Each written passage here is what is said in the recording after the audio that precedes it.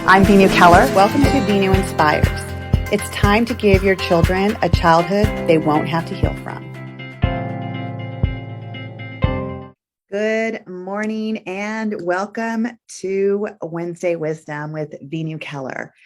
Today, I was going to talk to you about how do we get our kids to trust us?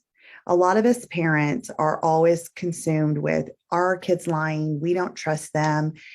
How do we trust our kids? I kind of want to flip the script today. How do our kids trust us? What is it specifically that we can do as parents to gain the trust of our children? There's this preconceived notion that we're their parents, they're going to feel safe with us, they trust us. And I know I felt that way for many years working, having my own two boys, being a single mom. I just felt like, of course, they trust me. Number one, honesty is one of my highest values. And I just thought kids trust their parents because that's what we're supposed to do. But what I have found out, especially recently, working with a plethora of teenagers, is one of the common things that I have found is they're not trusting their parents. And so when I was kind of digging even deeper to get to the cause, like, what is that? What creates a child from being born, being a baby, trusting that we, the parents, are going to take care of all their needs and show up for them, all of a sudden doesn't trust us anymore? And what I have found out across the board is when parents do not follow through and there's no consistency, that is one of the key elements that our kids need to feel like they can trust us, that they can rely on us. They know we are going to show up. They know we are going to follow through. They know that there's going to be consistency in what we say and what we do. There's consistency with our behavior and our words.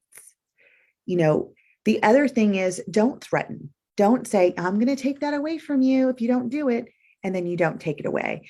Or this just happened recently with one of my clients, is they weren't allowed to go to a friend's house for a party or something like that, a weekend, if his grades were bad.